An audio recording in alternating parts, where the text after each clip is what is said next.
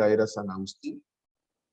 El máximo representante de la patrística era San Agustín. Ya habíamos visto, pues, que cómo es que en estos concilios, ¿no? En estos concilios se habían puesto de acuerdo en algunos temas, ¿no? El tema del nacimiento de Jesucristo, el tema de la resurrección, el tema de Virgen, de María que es virgen, el tema de no incluir a María Magdalena, el tema de condenar a Judas, todos esos temas, ¿no? Todos esos temas.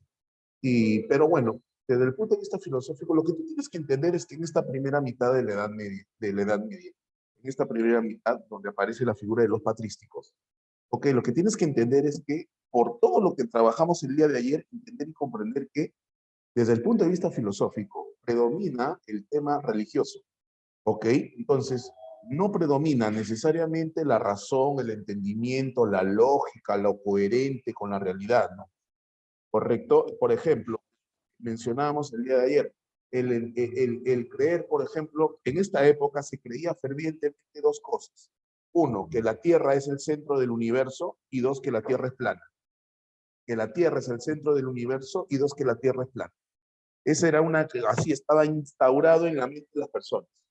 Y eso hacía, y esto es un tema de repente que está relacionado con psicología, pero te lo menciono, ¿no? Pero este es un dato importante. ¿Por qué? Porque lo que tú tengas acá, y cuando yo digo lo que tú tengas acá, me refiero a lo que piensas, a lo que crees, ¿ok? A lo que las creencias, las ideologías que tú tengas acá, eso se manifiesta a través de tu conducta. ¿Entiendes o no? Entonces, si en esa época las personas estaban totalmente convencidas de que la Tierra es el centro del universo y que la Tierra es plana, pregunta, ¿tú crees que se adentraban a navegar más allá? No, no lo hacían. ¿Por qué? Porque todo, ¿cierto? Era plano en el pensamiento de ellos. Entonces, eso es un ejemplo, eso es uno de los ejemplos para entender. Entonces, pero ¿quién establecía entonces cómo pensar, qué pensar? La iglesia. La iglesia había adquirido tremendo poder, la iglesia había adquirido tremendo poder, entonces la iglesia es lo que hacía, ¿no? O sea, era la autoridad. Habíamos mencionado ayer que, ¿cómo se llama? Que los cristianos habían ganado mucho terreno y se impusieron. Dato importante, lo habíamos mencionado el día de ayer. En el 476 se da la caída del Imperio Romano de Occidente. ¿Ok? Se mantiene el Imperio Romano de Oriente, pero Occidente cae. ¿Por qué? Por las invasiones bárbaras, los godos, los visigodos, los ostrogodos, los germanos, ¿cierto? Todos ellos invaden Roma. ¿Estamos de acuerdo o no? Listo. Entonces el Imperio Romano, escúchame, el Imperio Romano cae. ¿Quién no cae? ¿Quién no cae? La Iglesia Católica. Se mantiene firme. La Iglesia Católica se mantiene firme. ¿Correcto? Tanto así que los bárbaros se terminan convirtiendo, ¿ok? Se terminan convirtiendo a, a la creencia católica. Ahí tienes, por ejemplo, ahí tú tienes, por ejemplo, lo ocurrido con Atila, ¿no? Con un montón de líderes bárbaros. Correcto, que en el caso de Atila, si es que mal no recuerdo, él tenía sitiado Roma, pero nunca logró invadirla, nunca logró entrar a Roma. Se dice que por la intervención de la iglesia. Entonces la iglesia tiene tremendo poder. Por lo tanto, si la iglesia decía A, todos pensaban A. Si la iglesia decía B, todos pensaban B. Y aparecen estas autoridades, estos padres filósofos, porque eran padres, ¿no? Eran curas, sacerdotes de la iglesia, pero también filósofos. Y entre ellos tenemos a San Agustín, del cual yo te hablé el día de ayer un poquito, pero había que terminar lo que él decía, ¿no? Y él decía que, por ejemplo, con respecto al mal, él hablaba de la ausencia del bien. El mal no es otra cosa más que la ausencia del bien. Correcto, la ausencia del bien. Todavía no se hablaba del demonio. Esos temas todavía no eran, o sea, no estaba en la palestra. Muy bien. El señor San Agustín, que vive entre el año 354 y el 430, o sea, él todavía, mira, él todavía vive en la época en que el imperio romano no cae. El de Occidente todavía, porque el imperio romano cae en el 476. Él vive hasta el 430. O sea, todavía estamos en el imperio romano. Él busca la verdad, ¿no? Como te decía ayer, el día de ayer, él busca la verdad. Pero para el señor San Agustín, la verdad, ¿con quién la identifica? Como como te decía yo el día de ayer. Para el señor San Agustín, la verdad no es otra cosa más que Dios. La verdad es Dios. ¿Ok? Entonces, ¿la verdad es descubrir que realmente la Tierra es el centro del universo? No. La verdad tiene que ver con la ciencia, con el conocimiento, con buscar. No, no. La verdad es Dios. Ok, listo. Ahora, la pregunta es, ¿qué representa Dios? Ese es el tema. Es que Dios representa todo aquello que es bueno. Mira, vamos a, y no es que estemos en curso de religión, pero escúchame, ¿qué representa Dios para los cristianos católicos? Todo lo que es bueno, ¿cierto? Todo lo que es bueno. Pregunta, ¿y qué implica todo lo que es bueno?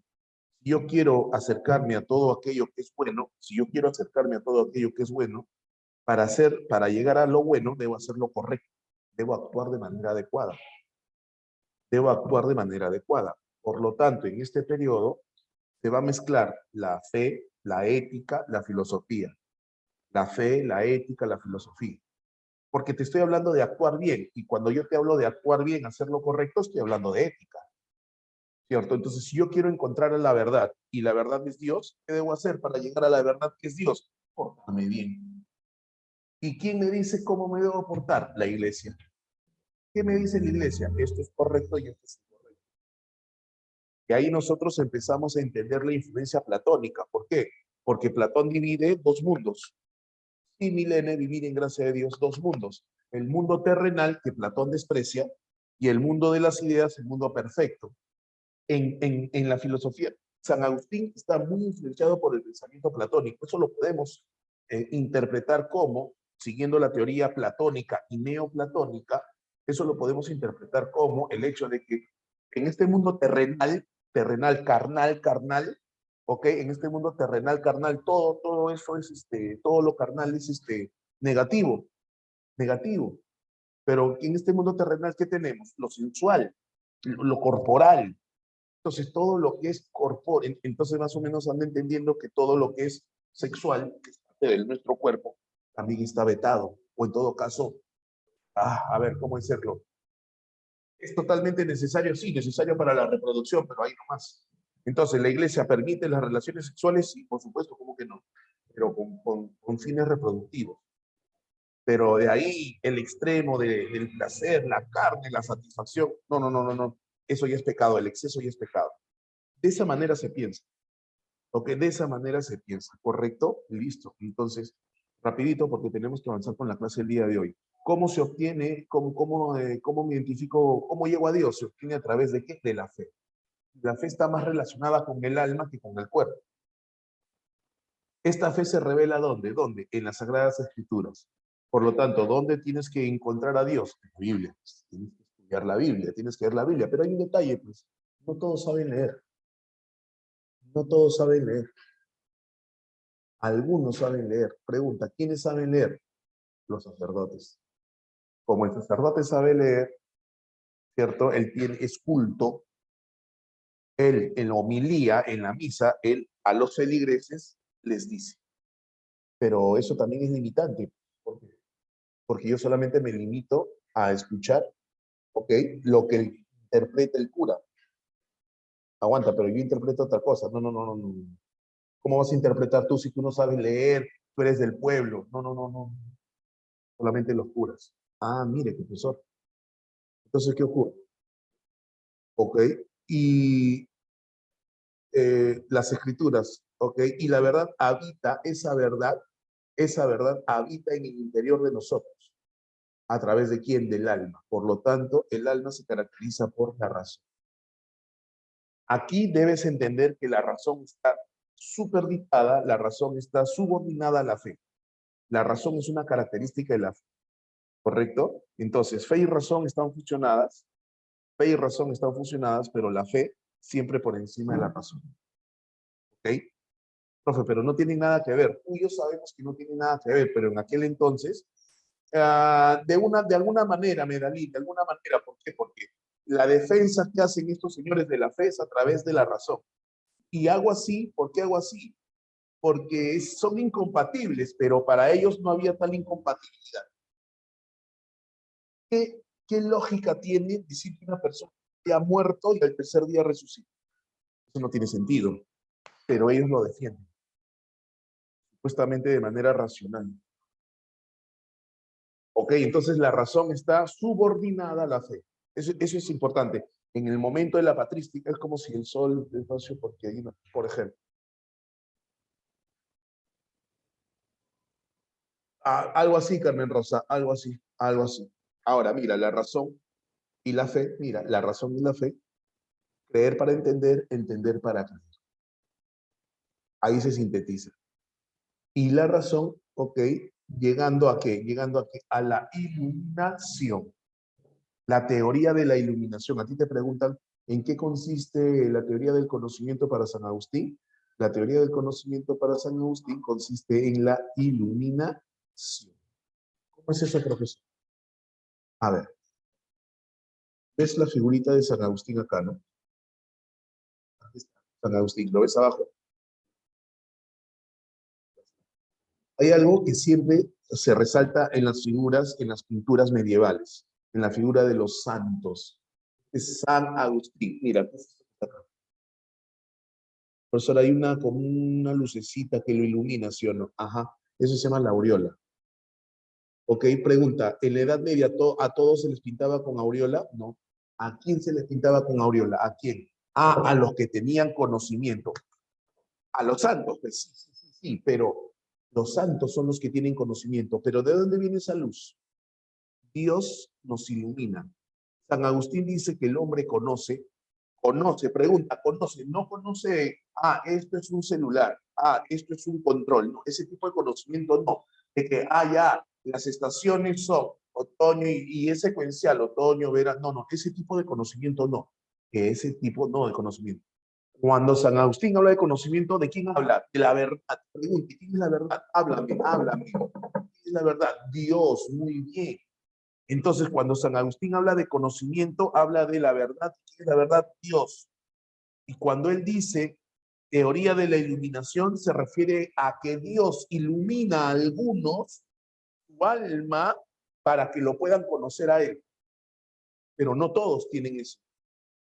Esos son los iluminados, no los Illuminati. No confundas con este grupo o movimiento Illuminati, no, iluminados. Iluminados. Ok, entonces por eso la aureola. Ok, mira, bueno, ya pasó la Semana Santa, pero hubiera sido interesante. Si vas este fin de semana en una iglesia, si vas a una iglesia este fin de semana, date cuenta que las pinturas, todos los santos o las estatuas tienen aureola, pero no todos tienen, solamente los santos. Conocimiento, eso representa conocimiento. Así, profe, sí, entonces, pero tiene influencia platónica, porque el conocimiento viene ¿de dónde? ¿De dónde? ¿Viene de dónde? Háblame, háblame.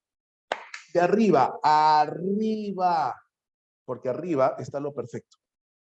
Teoría platónica, dos mundos. ¿Te acuerdas que te expliqué teoría platónica?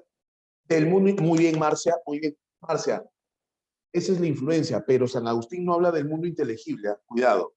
Hay influencia, Marcia, pero no es que él utilice el concepto de mundo inteligible. Obviamente él va a decir quién. ¿Quién ilumina? ¿Quién me ilumina? Dios. ¿Entiendes? Entonces, este señor, San Agustín, dice, muy bien, influencia platónica. Entonces, ¿hay conocimiento sensible? Sí. ¿Por qué? Porque, otra vez, ¿qué es la verdad para San Agustín? Dios. Sin embargo, no, San Agustín no puede negar que vemos cosas. Por lo tanto, ¿qué cosa? Por lo tanto, ¿qué ocurre? ¿Qué ocurre? Ocurre que yo puedo ver, puedo tocar y a través de eso puedo conocer. Excelente, Marcia.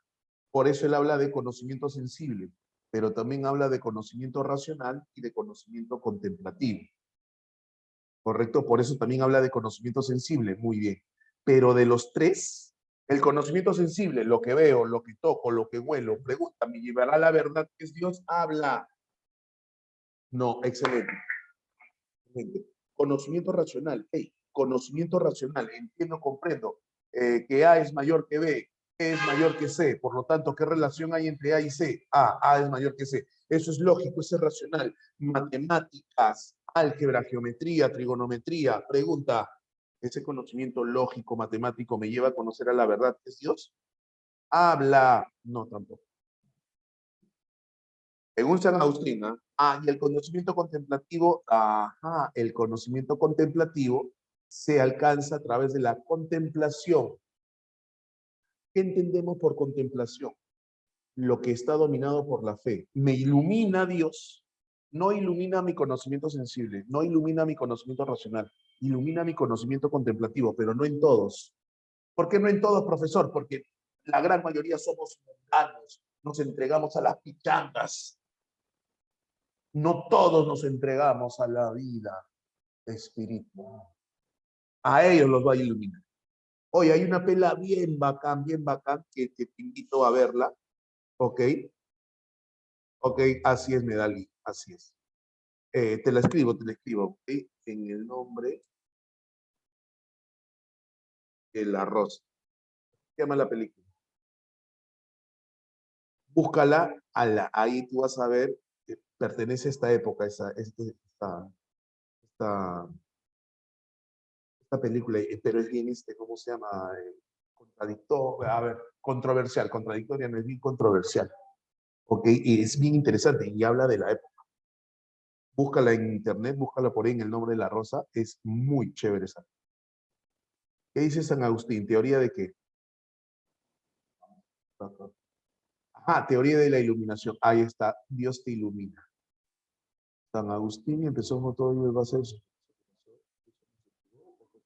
Sí, él estaba en su vida, estaba en búsqueda de... O sea, no sé si te ha ocurrido a ti, pero en algún momento te va a ocurrir. A las personas nos ocurre, nos cuestionamos, nos preguntamos, ¿qué es verdad? O sea, ¿por qué hago lo que hago? ¿Tiene sentido? Todos los fines de semana me voy a las pichangas. O sea, ¿esto tiene sentido? O sea, ¿qué hay más allá de mi vida? O sea, ¿qué hay más allá de, ¿no? ¿Por qué trabajo? ¿Por qué tengo familia? Ese tipo de cuestionamientos nos va a llegar en cualquier momento. ¿Eh? Y eso es lo que te impulsa a buscar, y eso es lo que ha impulsado a personas a descubrir las verdades, ¿dónde? En las religiones, en sus profesiones. Cada uno encuentra su propia verdad, muchachos. Para él, para San Agustín, ese camino, ese no encontrarse, lo llevó al camino de Dios. Claro, Milene, así es, tiene razón. Ok, y lo llevó a encontrar este camino, ¿no? Que coincide pues con los dogmas del pensamiento cristiano católico. Y en este momento histórico, recuerda, estamos en el siglo IV, estamos en el siglo V. O sea, el pensamiento de San Agustín, que muere en el año antes del 476, antes del 430 creo que puso, ¿no?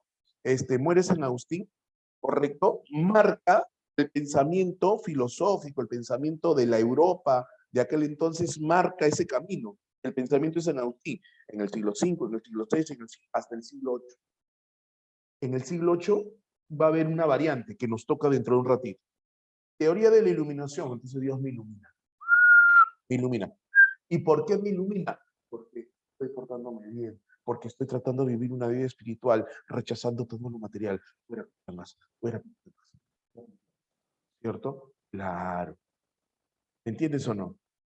Ah, ya, profesor. O sea, a los que supuestamente son buenos de espíritu.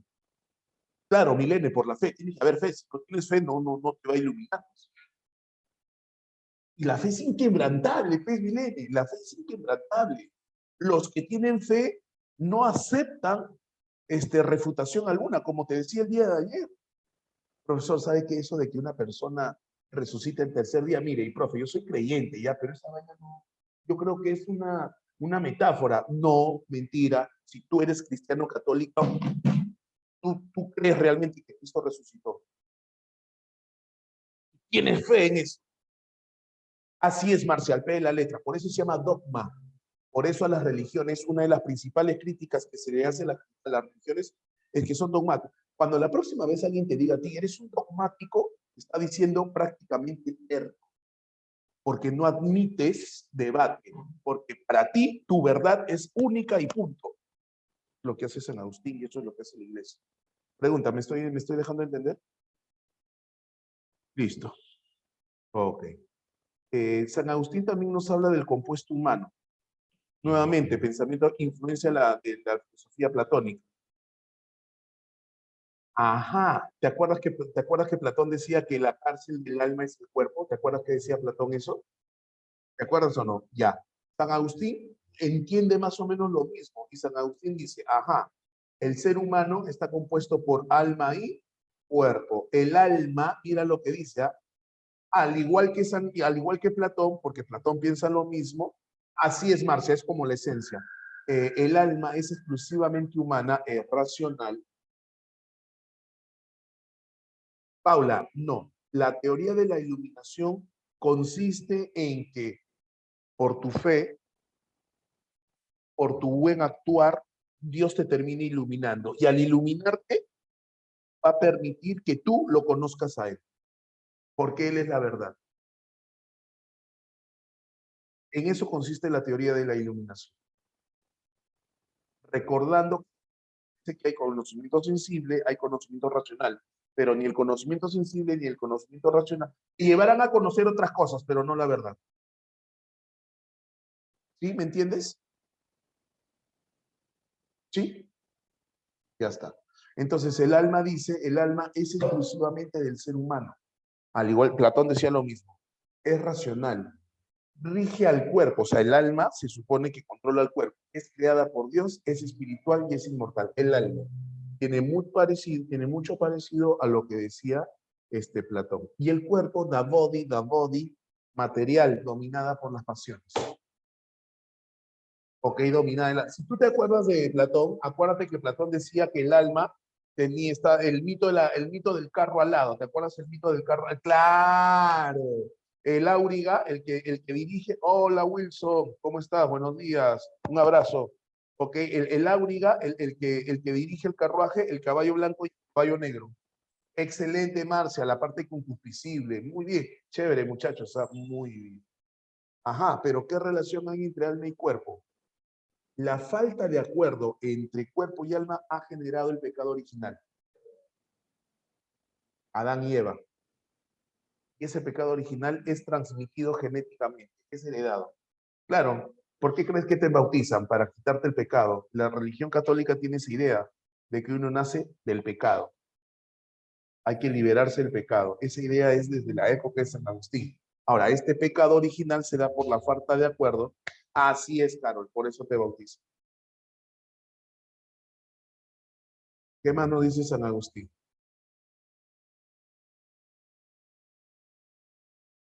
No llega de Dios porque, ajá, Dios es perfecto. Obviamente Dios es perfecto, el hombre no es perfecto.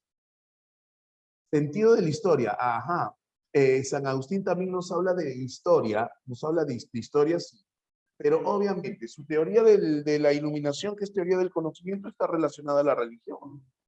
La composición del hombre, si bien es cierto, tiene influencia platónica, pero también lo acomoda a la religión, diciendo de que el alma es divina y el cuerpo no. O sea, lo corporal, lo justo y necesario, comer lo necesario, beber lo necesario, sexo solamente para tener hijos, no por otras cosas. El exceso de todo lo carnal, no. Si tú haces eso, exceso de todo lo carnal, entonces no vas a conocer la verdad que es Dios. Toda la teoría de San Agustín lo orienta, lo relaciona con lo religioso. No te olvides que estoy en plena Edad Media, 1000 años de oscuridad. Estamos hablando de los 800 primeros años de estos primeros 500 años de estos 1000 años de oscuridad. 300, 400 primeros años. Recién. Acuérdate que la oscuridad representaba la ignorancia. Así es, Milene, vivir rechazando los deseos carnales. O sea, soportando, ¿no? O sea, aguantando. ¿Tienes deseos? Sí, pero no, contrólalo, contrólalo. Sí, Alexander, claro, obviamente la masturbación sería algo pecaminoso, de todas maneras pecaminoso. La iglesia lo ve como pecado. Obviamente, Marcia, no a las fichadas. La lujuria, la gula, todos los pecados capitales, doctor, los pecados capitales. ¿De dónde crees que salen los pecados capitales? De esta época, pues. Anderson, lo sabemos que eres pecador. No especifiques por qué, pero lo sabemos. Con respecto a la historia, No, Alexander, por favor, se me ha criado. Obviamente, Junior, hoy día me toca también en la noche. Mando fotos, voy a tomar fotos. Ciudad Celestial. O sea, San Agustín, ok, también, de una u otra manera, No, o sea, si nos ponemos a pensar toda la filosofía de este periodo es para justificar, para argumentar lógicamente de que la religión tiene razón, ¿cierto? Jamás, Ingrid, jamás. Como dice el tío Vilches, nunca en el balcón, sobrino, nunca en el balcón. Es... Ay, escúchame, escúchame. Me haces hablar soltera tú, por Dios, ¿sabes? Tan temprano. Escúchame, San Agustín. A ver, un poquito. Nos calmamos, nos calmamos, nos calmamos. Esta filosofía patrística y escolástica, que es la que nos toca dentro de un ratito, esta filosofía patrística y escolástica, básicamente tiene como misión justificar racionalmente la fe. Profe, pero la fe no tiene razón, no tiene sentido lógico, pero tratan de hacerlo. ¿Ok? Y eso también va a ser, y eso también se va a lograr o se va a tratar de lograr a través de el análisis de la historia. Entonces San Agustín dice que existen dos ciudades, profesor, otra vez dos, ¿no? Siempre dos, el alma, cuerpo, lo divino, lo material, lo terrenal, influencia platónica, dualismo, acá también dos. Ciudad celestial representada por la ciudad de Jerusalén, ¿ok? En la cual se reconoce a Dios, ¿ok? Reconociendo a Dios como la máxima autoridad. Y tengo la ciudad terrena representada por Babilonia. Babilonia, Sodoma y Gomorra.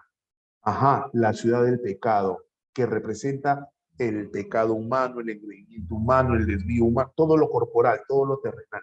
Si tú revisas historia bíblica, Sodoma y Gomorra son ciudades que fueron mandadas a destruir por Dios, porque ahí cometían excesos tremendos.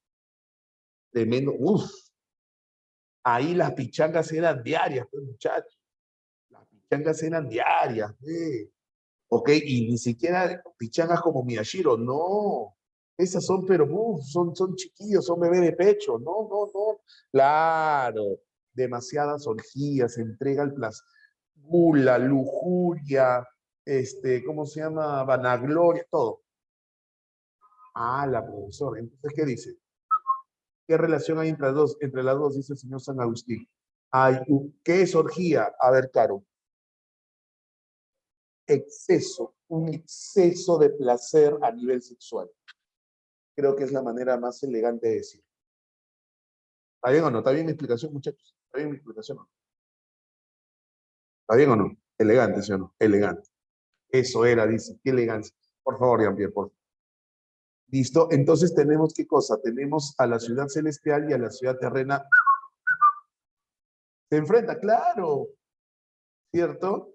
Y de ahí viene el sentido escatológico. Escatológico viene de, la escatología tiene que ver con las heces, sí, ciertamente, porque también tiene ese sentido, pero un sentido negativo, o en esta época, te dije la semana pasada, ayer, la semana pasada no, ayer te hablé de que, ¿de dónde salen los cuatro evangelios? ¿De dónde salen los cuatro evangelios? De estos acuerdos, San Mateo, San Lucas, San Juan, San Marcos y San Mateo, creo, ¿no? Son los cuatro evangelios. Profe, usted nos dijo que se escogieron, sí, porque habían otros libros que no se tomaron en cuenta. En este periodo se escoge para colocar dentro de la Biblia el Apocalipsis. O sea, el sentido nefasto. Si siguen ese camino, esto va a ocurrir, el Apocalipsis. ¡Hala, qué loco! También habla de política, también. Obviamente, ¿cierto? San Agustín va a defender que debe gobernar. ¿Quién debe gobernar en este mundo? Dios. Sí, pero Dios no va a bajar. ¿Cómo va a bajar Dios este mundo terrenal de pecadores? Excelente, los sacerdotes, los curas, y entre ellos ¿quién? Entre ellos ¿quién es el máximo representante? Los obispos, pero obviamente, la figura del Papa. Claro, ¿cierto? El Papa. Ah, eso quiere decir que para San Agustín es adecuado que todo gobierno civil esté supeditado a ¿qué? Al gobierno religioso. Ajá. Entonces aparecen dos conceptos, el agustinismo político y el cesaropapismo. El agustinismo político, la tesis que afirma que el poder político debe estar sometido al poder religioso. Entonces, más presión todavía, imagínate a ti, imagínate a mí, simples mortales, no somos sacerdotes, no pertenecemos a la jerarquía eclesiástica, somos carpinteros, pero la iglesia nos dice cómo pensar, esto es así, no sigas el camino del pecado. Entonces yo tengo que transitar así, yo tengo que... Y encima me tiene que gobernar la iglesia. Y la iglesia me va a imponer lo que tengo que pensar. Imagínate cómo vivía la gente en esa época. Distinta que nosotros de todas maneras. Yo no digo que sea mejor o peor, pero sí de manera distinta a la de nosotros.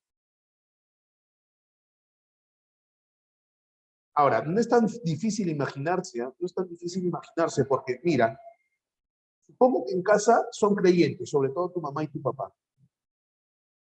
Y dime tú, su creencia, que es válida, yo no la cuestiono, no, de una u otra manera delimita su forma de ser, su forma de actuar.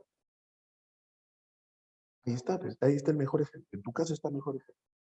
Si tú eres de verdad católico, y seguramente algunos de ustedes son católicos, es más, no importa si eres católico, si eres musulmán, porque si yo fuese musulmán, estuviera regido por las leyes musulmanas, por la religión musulmana, entonces eso también determina qué cosa, mi forma de actuar. ¿Cómo? Mi forma musulmana. Si yo fuese mormón, si yo fuese cristiano, si yo fuese evangélico, hindú, cualquier religión. Claro, me dalí por el Corán, ¿ok? Entonces, pero entonces, ¿por qué no hablamos del Corán? Si viene a ser lo mismo, porque también influye. Lo que pasa es que en la historia y la filosofía es una historia y una filosofía occidentalizada. Eso es lo que nos enseñan desde secundaria. A nosotros no nos enseñan la historia del mundo árabe, ¿no? Lo tocamos así a penitas. Se pone énfasis ni del mundo nórdico, por ejemplo, ni de la religión hindú, por ejemplo. Entonces, y date cuenta, ¿el Perú qué cosa es? El Perú es un país laico, católico. Está en la Constitución, inclusive. Dime tú, ¿acaso eso no influye el pensamiento de los peruanos? Claro, muchachos, en cada religión hay reglas. Obviamente que en cada religión hay reglas. A que seguir o algo así, lo que esto es, sí, sí, sí, sí, sí, sí, estoy de acuerdo, Marcia. En cada religión te van a decir, esto está bien, esto está mal. Y si tú naciste en esa sociedad que tiene esa religión, por lo tanto eso va a influir en tu forma de ser, en tu forma de pensar. Ah, Sabrina, muy buena pregunta. Sabrina nos pregunta, ¿y qué pasa con aquellos que son ateos o agnósticos? Es que no todos, en todas las épocas, no todos aceptan a rajatabla lo que dicen. Esos son llamados rebeldes.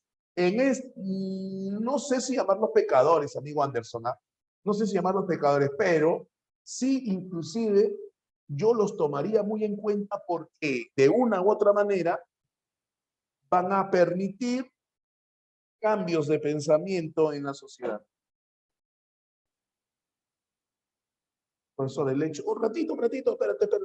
El hecho de no creer ni seguir ninguna religión, pero creer en Dios. Sí, deísmo. El hecho de no creer, o sea, no tener ninguna religión como referente, pero creer en Dios, eso se llama deísmo.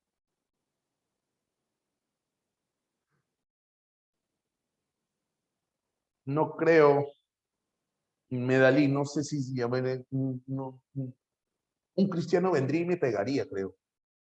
Ateo no creo que sea. No creo que sea ateo. No creo que sea ateo. La siguiente. Cesaropapismo.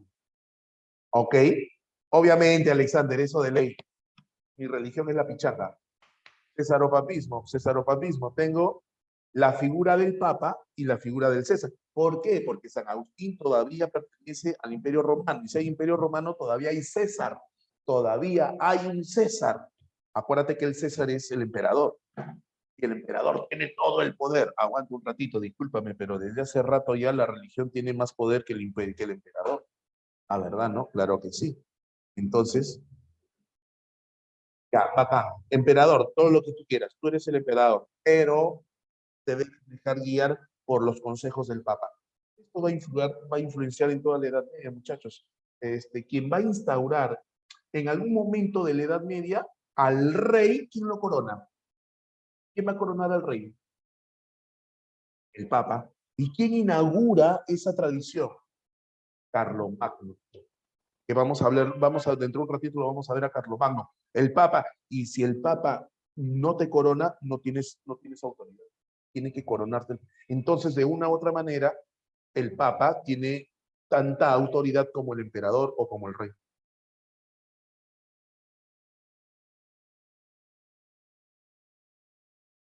Cuando él mismo, no tiene el respeto de los demás, es que él mismo se corona. Apunta tus claves, tómale captura de pantalla, terminamos con lo de ayer. Claro, el Papa tiene que ir, pues.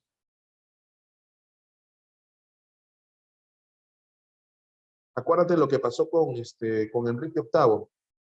Enrique VIII se quiso separar de una de sus esposas. El Papa no lo permitió. Y Enrique VIII se fue en contra de la iglesia y fundó su propia iglesia, la iglesia anglicana en Inglaterra. Ya le tomaste captura de pantalla? ¿Sí? Ya está. Ahora, un ratito. Yo no creo eso, Leandro. Ahorita te respondo, Leandro, pero yo no creo eso. Ese título de 1000 años de oscuridad, espérate, déjame ver dónde estamos. Déjame ubicar. Tú eres anuales. No. Aldair, ¿vas a ir Aldair? Aldair era, si me estoy pensando, San Marcos. Sí, ese es, claro. Ya, te lo estoy enviando. Checa, checa, está subiendo, está subiendo. Ya está, subió. ¿Ya le llegó?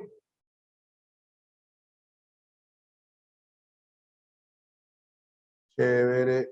Dejamos esto.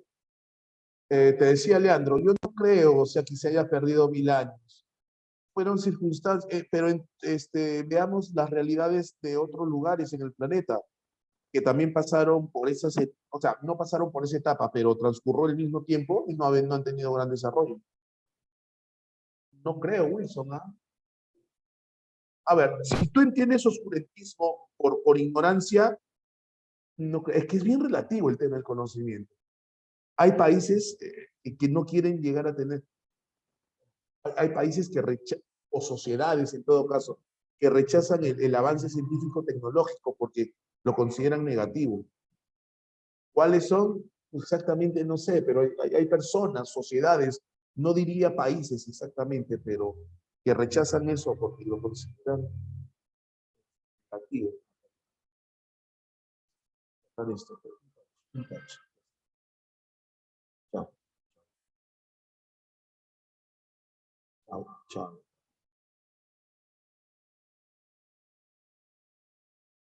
Chao.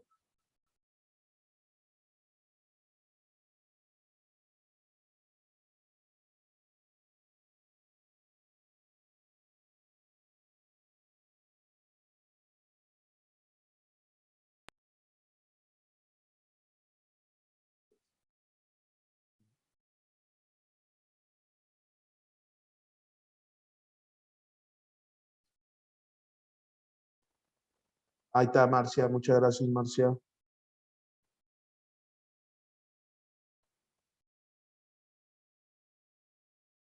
Listo. Ahora mira. Profesor, ¿qué pasa? Ah, ¿por qué no?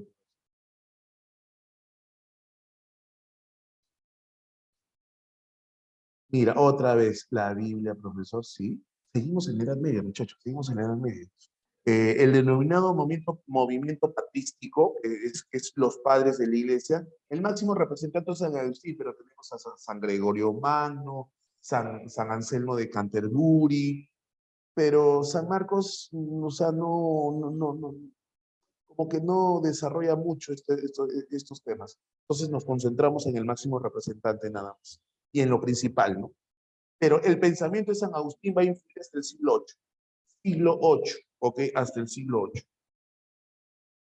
Acuérdate que en el siglo V se inicia la Edad Media. Entonces, el pensamiento de San Agustín influye en el siglo V, VI, VII y VIII. 400 años aproximadamente. Pero estoy en el siglo VIII, me falta el 9, 10, 11, 12, 13, 14, 15, 700 años me faltan. 700 años. A la check, profe. 700 años, sí. Y como son 1000 años de oscuridad, pero de iluminación, según San Agustín, sigue predominando el tema religioso. Ahí está yo, ahí está mi pichanga, ¿sí o no? Te conté, ¿sí o no? Te conté, ahí está la pichanga. Claro, ahí está la pichanga. Claro, regreso. La pichanga no se mancha, la pichanga no se mancha. Ahora nos toca hablar de la alta y baja escolástica. Milene, por favor, me sonrojo, Milene. Somos así, Grecia, somos así. No nos dejan salir a Juan Pichanga, dice. Alta y baja escolástica. ¿Ok? Alta y baja escolástica. ¿Correcto? Entonces, ¿qué será la escolástica? Vamos a ver. Mira, papi, mira. Ahí está. Escolástica. Escolástica. Primero, la época. Siglo VIII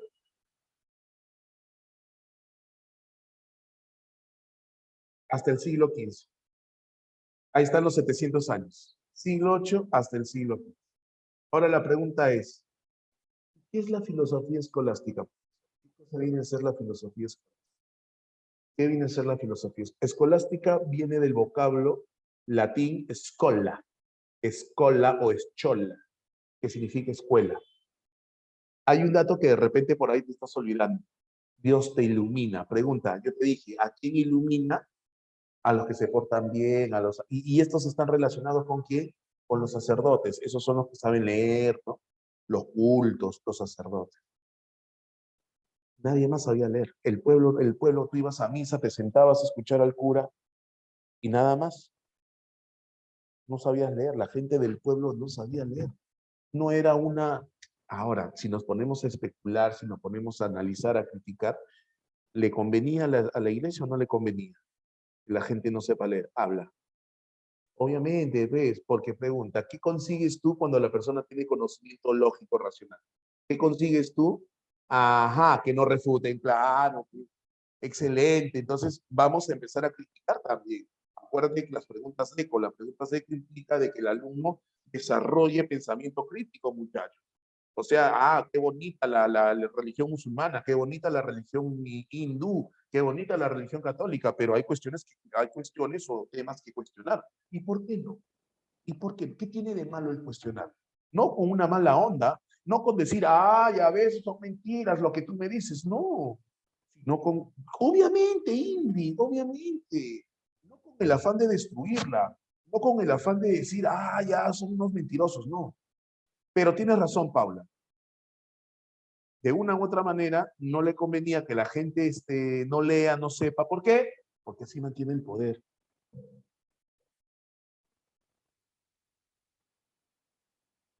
Porque hay mucho manejo político en cuanto a la educación en muchos países del planeta. ¿Por qué? Porque a muchos países dicen, ¿no? Aquí en el Perú, papi, revisa la constitución política que dice, la educación es gratuita. A ver, pregúntale a tu papá si es gratuita.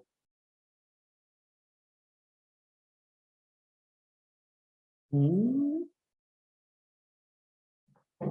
Ya bueno, y si fuese gratuita, ¿qué te enseña? ¿Qué te enseña? Repite lo que te digo, repite, tal, tal, tal, copia mi pizarra, tal, tal, tal. ¿Acaso te enseñan a pensar? ¿Acaso te enseñan a analizar? ¿Acaso te enseñan a criticar? Memorístico, memorístico. Claro, tú copia nomás, toma el captura de pantalla, eso te va a venir en el examen, copia nomás, copia, yo te voy a enseñar.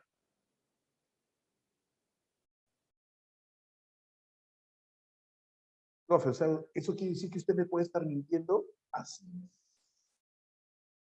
Así es. ¿Y cómo sabrás tú? ¿Cómo te das cuenta tú si yo te estoy engañando o no? A eso depende de ti.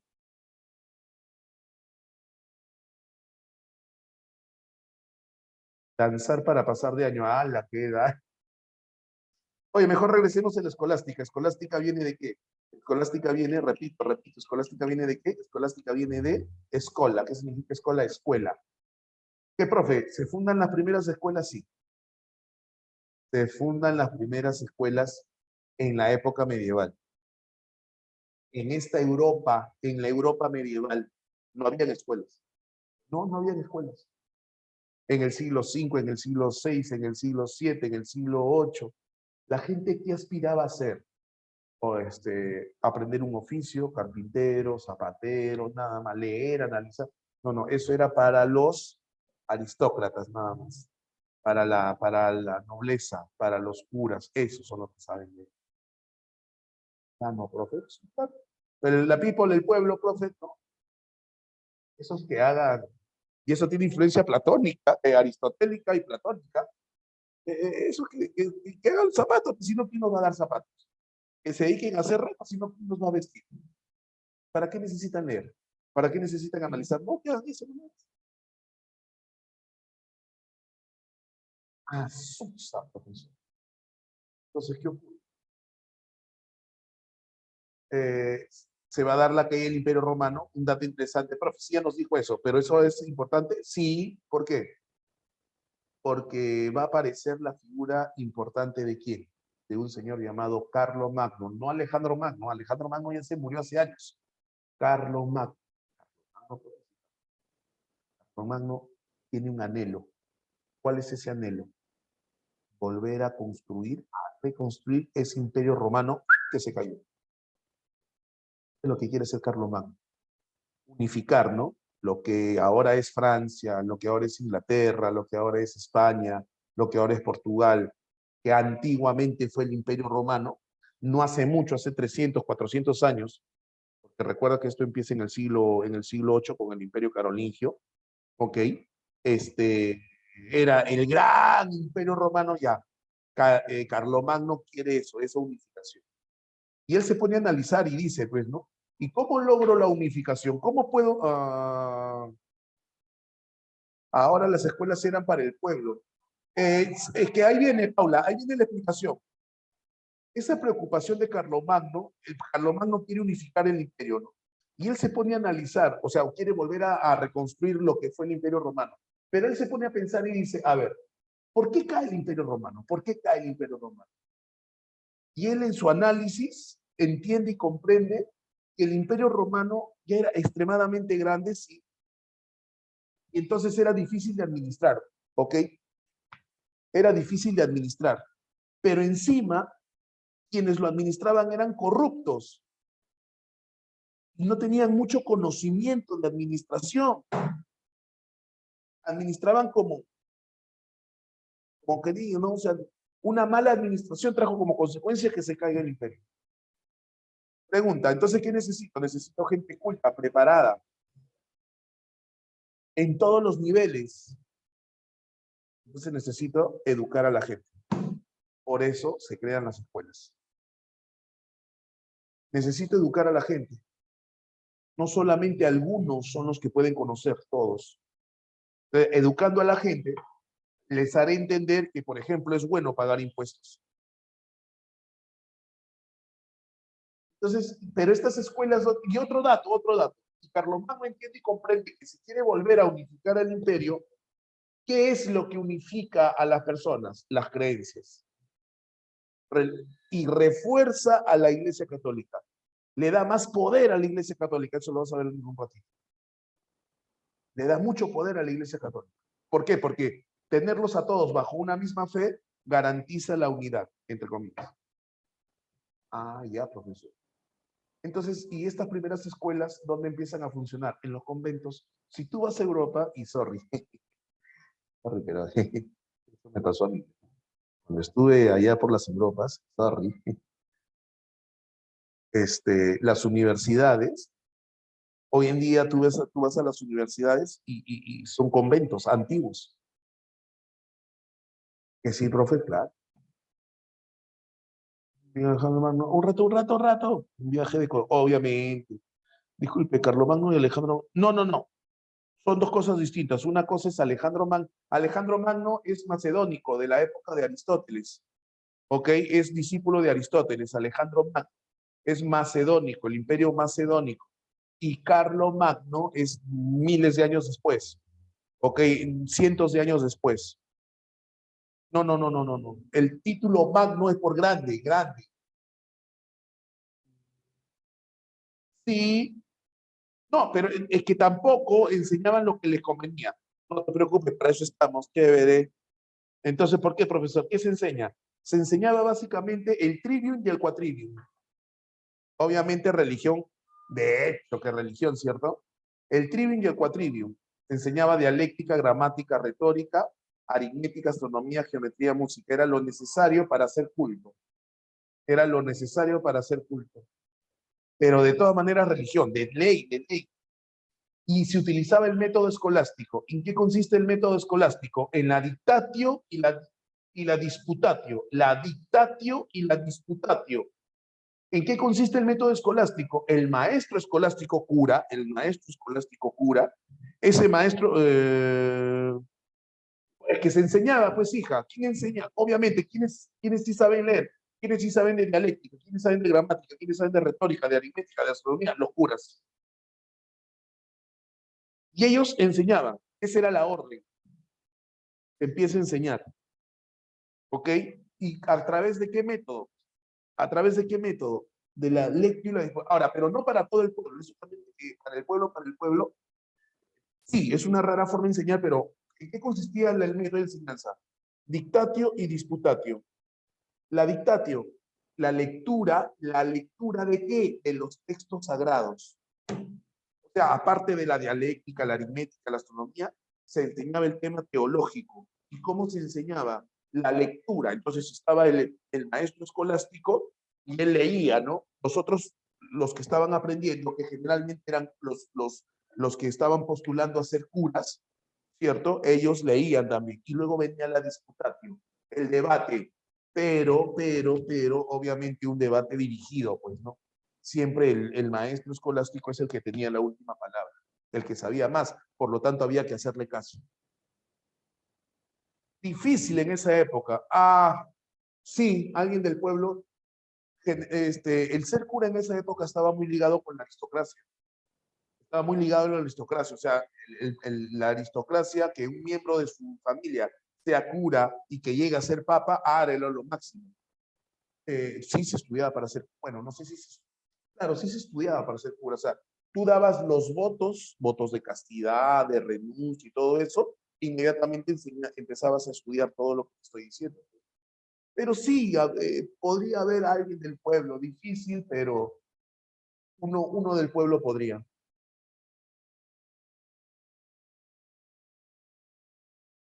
Generalmente sí, con la finalidad de ser cura sí.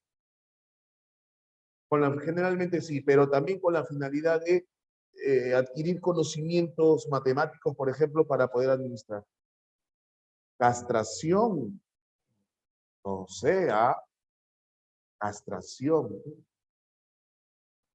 Ese es un tema bien delicado, ese es un tema bien delicado porque desde estas épocas se tiene referencias de abusos de los sacerdotes, abusos.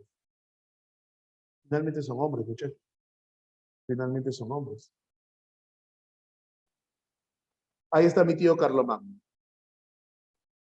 Hasta el 768, Carlomagno es rey de los francos. ¿Ok? En el 768 es declarado rey de los francos. Francia. Este pueblo bárbaro, ¿no? Los francos. Porque acuérdate que tenemos a los francos, a los germanos, estos que en algún momento eran considerados bárbaros y que volvieron a reconquistar sus territorios que los romanos le quitaron. Ya está, rey franco. Castraban a los niños. Sí, he escuchado eso. Sí, he escuchado eso de que castraban a los niños para mantener su voz de ángel. Esos son los eunucos. Había cada cosa en la Edad Media, muchachos, cada. Ajá, de locos, ¿no? De locos. Y en el 774, rey nominal de los lombardos, que era otro reino, Lombardía. Él impulsa el surgimiento de las escuelas. Él impulsa. Entiende y comprende que la presencia de las escuelas es importante. Y mira el poder que iba a tener Carlomagno, rey de los francos, rey de los lombardos, y por una jugada maestra llega a ser coronado por el Papa. Por primera vez el Papa corona a un rey o a un emperador del Sacro Imperio Romano. Volvió a unificar Roma, entre comillas, en el año 800 hasta el 814. El Sacro Imperio Romano, que será más adelante Alemania. Que será más adelante Alemania. Entonces veamos algo de Carlomagno. Déjame ver si tenemos audio. Checa, escúchame. En abril del año 799 se produce una revuelta en Roma. El Papa León III sufre un atentado en el que están implicadas varias personas de su entorno, los cuales lo acusan de abusos sexuales, adulterios y perjurio. Pero el problema real es que el Papa no procede de la nobleza romana. Carlomagno, por su parte, decide aprovechar este conflicto para llevar a cabo un movimiento político maestro.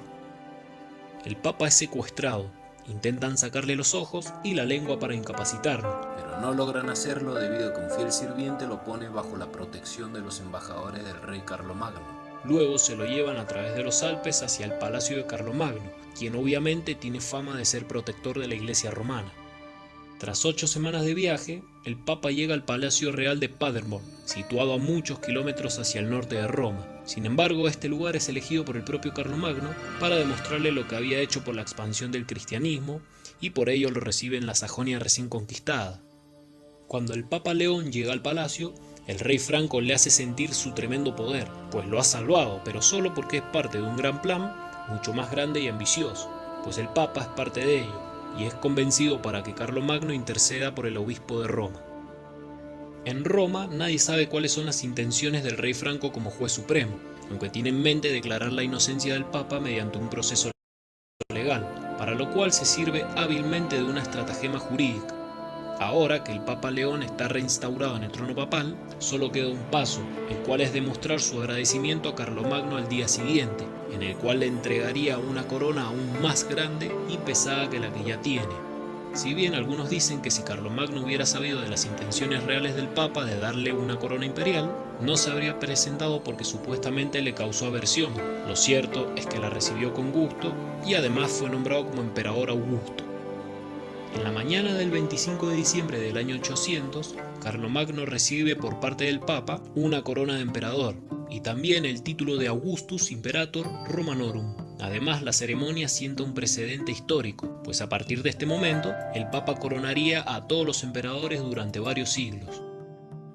Las consecuencias de este hecho tendrán un gran alcance, ya que da nacimiento a un gran imperio medieval, el cual duraría hasta el año 1806 bajo el nombre del Sacro Imperio Romano Germánico, pero al mismo tiempo la corona imperial quedaría vinculada para siempre al papado. Carlomagno nunca más volvería a Roma, ahora comienza a dedicarse a la política interior y lleva a cabo muchas reformas para garantizar el futuro de su imperio. La administración de justicia recibe las leyes unificadas, el dinero de plata pasa a ser la moneda aceptada en todo el territorio, se mejora tanto el cultivo de cereales como el de frutales, y Carlomagno también promulga las leyes económicas que entran en vigor en todo el patrimonio real. Dentro de su amplio programa de reformas cultural, el emperador Carlos crea escuelas para laicos y su máxima pasa a ser primero el saber y después el obrar. El renacimiento carolingio supone un auge cultural y un gran cambio para la Europa medieval. Durante sus últimos años como gobernante, Carlomagno se comporta como un auténtico romano de la antigüedad, pues ellos tenían la idea de que se podía conquistar para poder llevar la civilización hacia lugares remotos, y el emperador franco considera que su deber es llevar la salvación a todo su pueblo. La visión que tiene Carlomagno para el mundo no solo es cultural, también tiene que ver con lo religioso, y aunque ya no lidera sus ejércitos en las batallas como antes, ha creado una nación muy poderosa, lo cual significa el aumento de efectivos en el ejército, además de que ahora es el más poderoso, los cuales ya tienen grandes comandantes y la expansión del imperio parece seguir en pie. Durante los años siguientes del bautismo del caudillo Viduquindo y hasta el año 804, los francos continuaron con las llamadas guerras sajonas, las cuales culminan con la anexión final de Sajonia al Imperio Carolingio. Pero las campañas de Carlomagno no se limitan a un solo territorio, también lo hacen por todos los reinos vecinos y también contra los musulmanes del suroeste de Europa. En el año 797, la ciudad de Barcelona cae ante los francos cuando el Valí Seid, es decir, el gobernador, se rebela contra la Córdoba del Islam y tras fracasar, le entrega la ciudad a Carlomagno. Sin embargo, el califato omeya envía tropas con las que consiguen reconquistarla en el año 799, pero el rey franco no pretende dejar pasar esto y al año siguiente decide recuperarla. Las tropas francas ponen sitio a Barcelona en el año 800 y los musulmanes que defienden aquella ciudad logran resistir durante más de un año y medio, aunque los destrozos ocasionados por las máquinas bélicas, junto al hambre sufrido por el bloqueo, hacen que el valí Said intente una salida para conseguir alimentos, por lo que manda emisarios a Córdoba para pedir auxilio. El día 3 de abril del año 801, en su intento de escape, Said es descubierto y capturado por los francos. Entonces es llevado nuevamente hasta las murallas de Barcelona y esto provoca la rendición de la ciudad, al ver que los francos tienen capturado a su gobernador. En Oriente hay un nuevo emperador romano, Nicéforo, quien hereda un problema desconocido por sus antecesores, pues en Occidente existe un poderoso monarca que ostenta el título de emperador, por lo tanto es heredero de los antiguos emperadores romanos.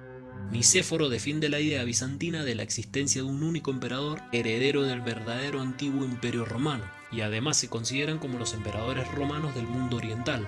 Pero el problema no es solo por la rivalidad, pues al extenderse hacia el este el imperio franco se acerca cada vez más al territorio de los bizantinos. El imperio carolingio y el imperio romano de Oriente empiezan a tener conflictos por el control de Venecia, así como por la costa de Dalmacia, una región también conocida como Iliria, que abarca el noreste de Italia, Eslovenia y Croacia.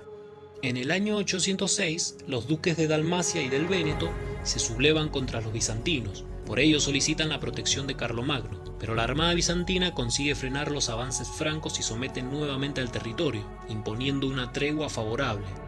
En el 809, finalmente el Véneto y la costa dálmata son conquistadas por los francos, pero Nicéforo no reconoce el título imperial de Carlomagno.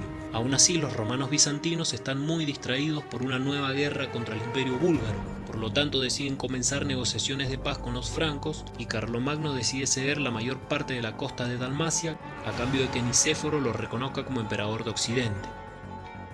La península de Istria continúa formando parte del imperio carolingio y en el año 812 los bizantinos tienen un nuevo emperador, el yerno de Nicéforo, Miguel, quien está dispuesto a reconocerle el título imperial a Carlomagno a cambio de la devolución de las provincias adriáticas.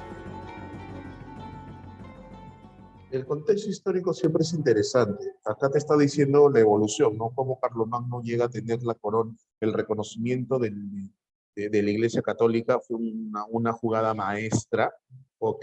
Llegó a ser considerado, o en todo caso, coronado como el emperador del Sacro Imperio Romano, ese es el título que se da.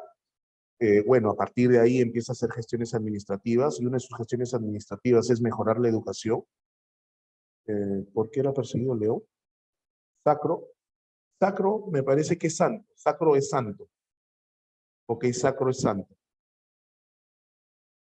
Me parece, déjame averiguar bien.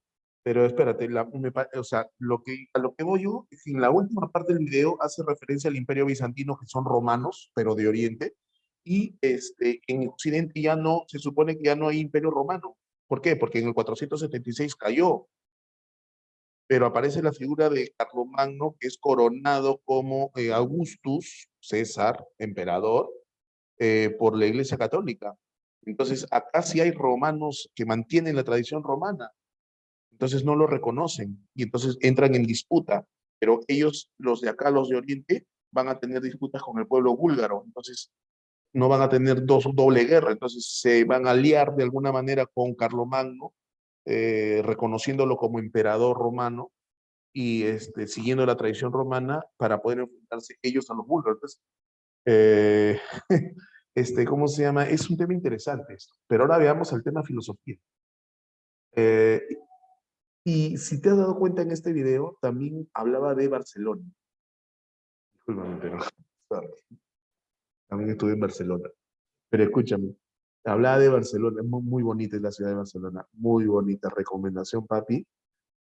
Si puedes, termina tu carrera y a pasear por el mundo. Oh, no sabes las pichangas que hay. Oh, oh. Escúchame. En Barcelona hay mucha influencia árabe. En Barcelona encuentras una influencia árabe. Parte influencia. Entonces dice, acá dice influencia árabe en la escolástica cristiana. Entonces, sí, a ver, vamos a ordenarnos. Yo tengo en el 476 el Imperio Romano se cayó. Entonces aparece, se independizan, entre comillas, ¿no? Se reparten el territorio.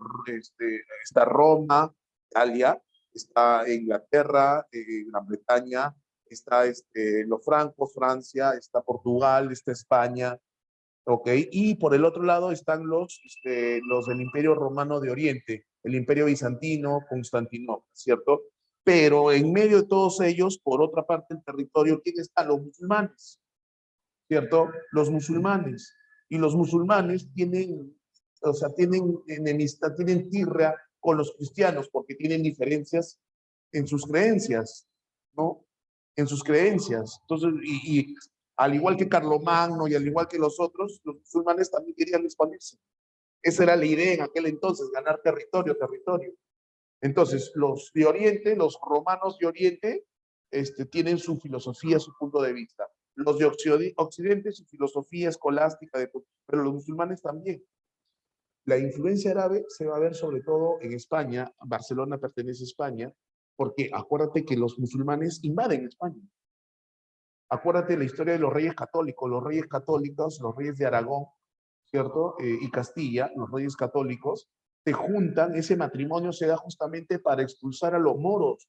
Los moros son los árabes, pero ya habían tenido muchísimos años en España. Entonces, en este periodo vamos a encontrar nosotros una mezcla de cultura, la cultura cristiana católica con la cultura musulmana. Sobre todo en la parte cultural, sobre todo en la parte cultural, mira. La influencia árabe se va a dar desde el 711 hasta casi finales del siglo de la Edad Media. 800 años de influencia, de mezcla. Filósofos árabes, la escolástica árabe, Al-Kindi, Al-Farabi, Avicena, Averroes. Profe, ¿importantes? Sí, importantes. ¿Por qué, profesor? Por un detalle importante. En la patrística, el máximo representante es San Agustín, y el filósofo griego que influye en el pensamiento de San Agustín y por ende en el pensamiento de la Iglesia Católica es Platón. Influencias platónicas, ¿cierto? No se tenía mucho conocimiento de la filosofía aristotélica, pero Averroes, filósofo de ascendencia árabe, pero nacido en Europa, cordobés, ¿ok? De ascendencia árabe, de educación árabe, ¿ok? Médico él, porque todos ellos son destacados, mira, dato importante, destacados médicos y científicos, y algunos de ellos de origen persa, pero de la religión musulmana, de origen persa con religión musulmana, ¿ok? Y Averroes es el que va a ser la más auténtica interpretación de la obra aristotélica. Entonces, la Europa de aquel entonces, la Europa del siglo VII, del siglo VIII, del siglo IX, del siglo X, recién va a tener contacto con la filosofía aristotélica gracias a Averroes. ¿Y por qué? Porque Averroes vive en Europa, pues en Córdoba. ¿Córdoba dónde queda? Queda en España. Pero tiene influencia, o sea, y tiene educación musulmana, porque acuérdate que los musulmanes invaden ¿qué cosa? Los musulmanes invaden España. Territorios, no toda España, pero están en territorio español. Entonces, tú estudias álgebra, ¿sí o no? Álgebra, ¿cierto? Álgebra, ya está. ¿Y de dónde viene la palabra álgebra? Es una palabra de origen árabe.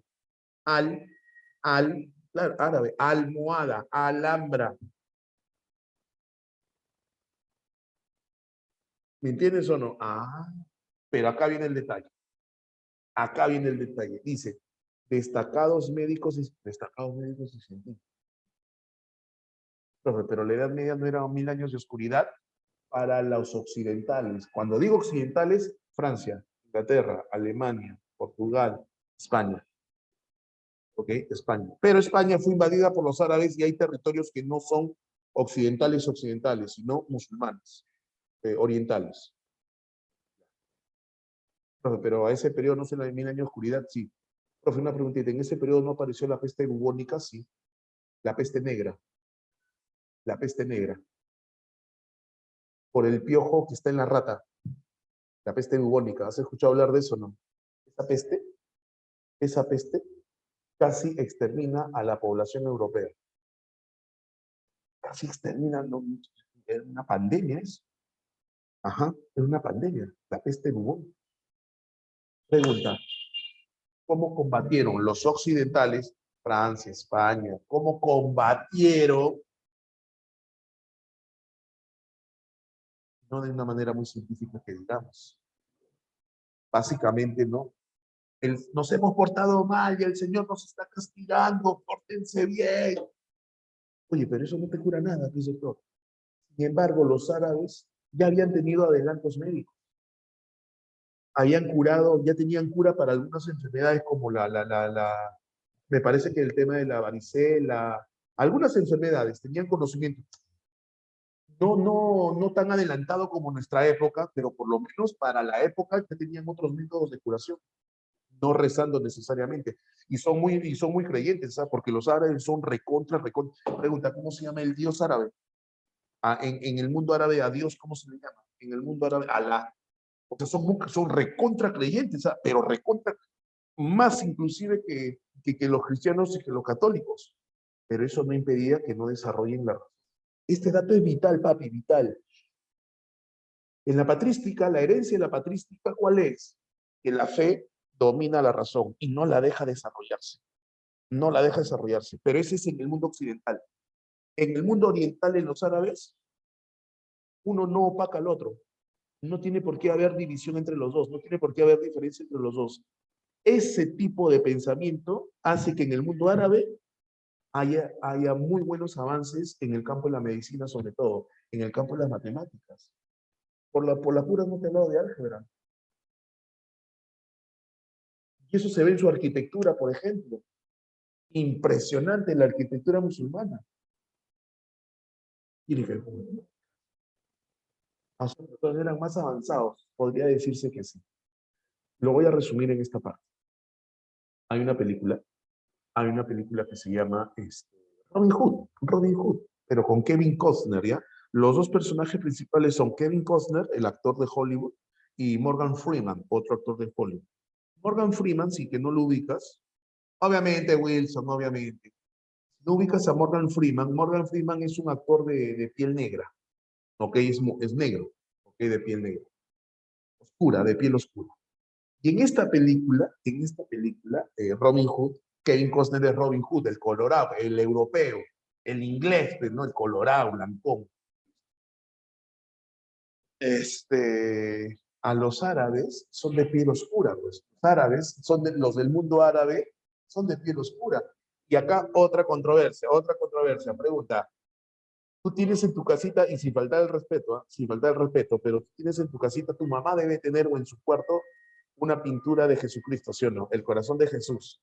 El corazón de Jesús, la última cena, ¿cierto? Tu agua, ya.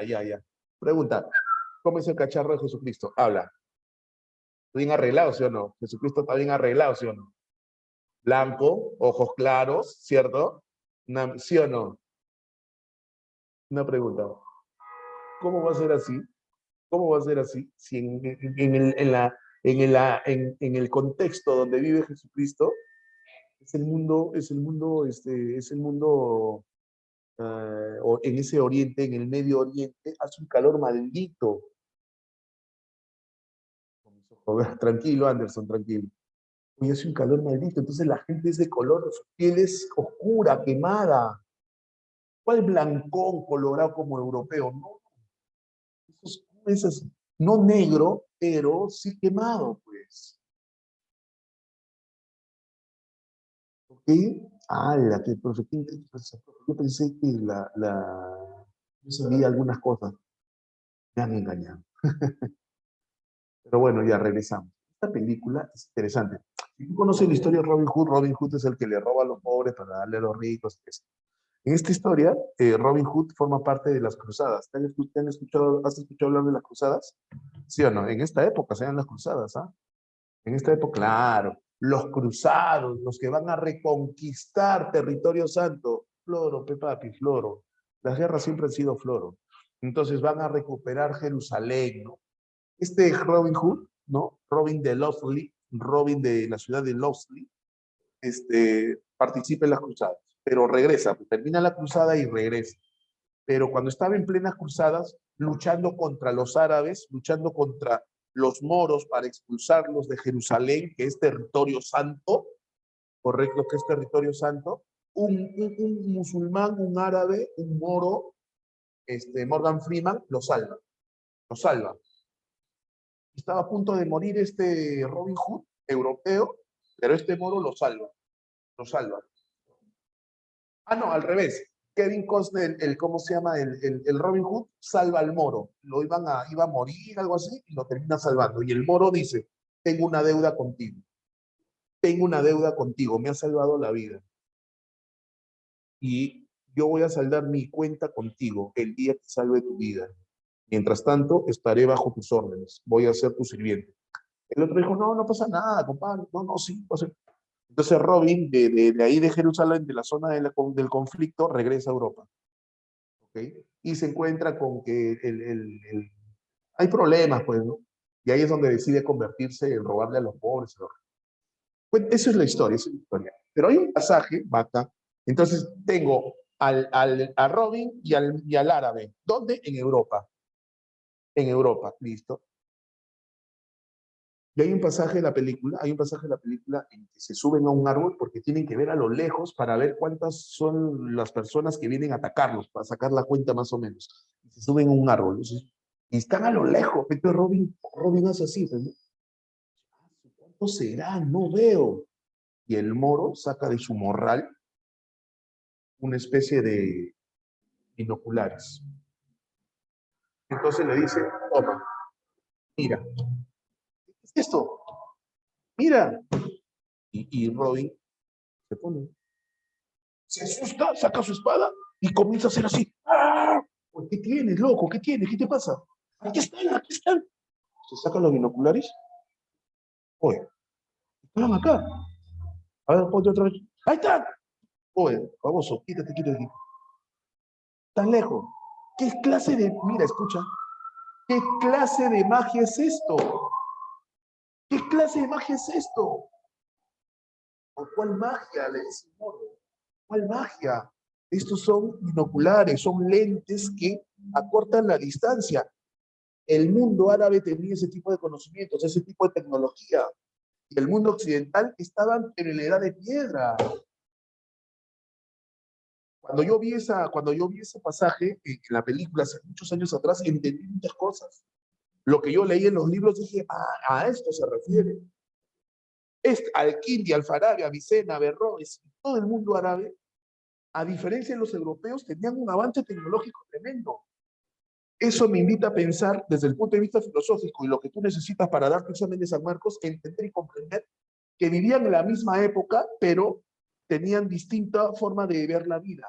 Para los árabes no tenía por qué haber superioridad entre la fe y la razón. Para los árabes la fe y la razón tenían el mismo nivel.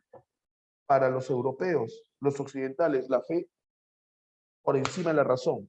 Por lo tanto, no dejaban qué cosa. No dejaban qué cosa. Desarrollarla. Y la consecuencia de ello, oscuridad. No había desarrollo. En cuanto a la peste bubónica, durante mucho tiempo se sufrió la peste bubónica. Durante mucho tiempo. Y no supieron combatirla, mientras ellos, Al-Kindi, Al-Farabi, Avicena, Averroes, sí daban cura. Hacían operaciones de vista, conocían el funcionamiento del cuerpo humano, no como lo conocemos, seguramente habrán estado equivocados, seguramente, pero tú revisas los libros en matemática, en arquitectura, en medicina, tenían grandes adelantos para la época. Claro, o sea, es la misma época, pero distintos lugares, Marcia. Es la misma época, porque te estoy hablando es como si yo te hablara de la historia del Perú y paralelamente la historia de otro país. Ese país predomina la fe por encima de la razón, y en cambio acá la fe y la razón están equiparados. Entonces, aquí en esta zona hay más desarrollo, y en ese lugar que vive la misma época, pero hay menos desarrollo. ¿Me entiendes, hija? ¿Me entiendes? Ese dato es importante. Ese dato es importante. ¿Por qué? Porque el mundo árabe influye mucho en el mundo occidental. A ver, otra vez. No es que me quiera dar la pana, pero en Barcelona, muchachos, ahí, no solamente en Barcelona, he estado en Barcelona, he estado en Zaragoza, se ve mucha influencia árabe, bastante influencia árabe. No tanto en Madrid, por ejemplo, no tanto en Madrid, pero en Barcelona, en Zaragoza, en esos lugares sí, bastante influencia. Sigue, sigue, sigue. Influencia árabe en la escolástica occidental. Influencia árabe en la escolástica occidental. Influencia árabe. Gracias a Averroes, ok, ahora se comprende las obras aristotélicas, pero desde el punto de vista del neoplatonismo. Se conoce a Aristóteles. ¿Y qué se conoce a Aristóteles? El hilemorfismo, ¿cierto? ¿Qué más? La teoría de la potencia, sustancia y accidente, las 4 causas aristotélicas. Empieza a conocer. Sí, sí, Wilson, sí.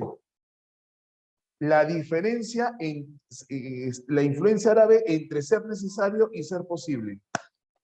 Ser necesario y ser posible. Lo que el pensamiento cristiano católico llama Dios, para los árabes es ser necesario, es la esencia. ¿Qué significa ser necesario? Que se necesita. Nadie puede dejar de necesitarlo. Todo el mundo lo necesita. ¿Quién es Dios? ¿Quién es Dios? El ser posible, ¿qué significa posible? Que puede llegar a ser, que puede. Puede que sí, puede que no. ¿Ok? Ahí no hablas de esencia, hablas de existencia. ¿Y quién tiene existencia? El hombre. Dios es esencia. No te vayas a perder. ¿Ah? El que seas árabe no quiere decir que no seas creyente. Los árabes son recontra creyentes, no en el Dios católico, pero en su Dios, Alá, en su profeta, ¿cuál fue el nombre? ¿Cuál Mohamed, Mohamed Salah? Me vas a decir, no, Mahoma, gracias, Mahoma. Mohamed Salah. No, oye, Mahoma. Oye, Mohamed Salah es árabe, es egipcio y es musulmán. Ok, es Mahoma, su profeta Mahoma. Ah, ya, profesor. Entonces, esencia Dios, el hombre, existencia. Acuérdate que Aristóteles habla de el ser en acto y ser en potencia. Ahí está la influencia, ser posible, ser en potencia, eso es existencia. La necesidad del mundo es creado por Dios porque está en su naturaleza, eso es otra información. Sí hay similitudes, obviamente los árabes también creen que Dios ha creado todo, su Dios, Alá.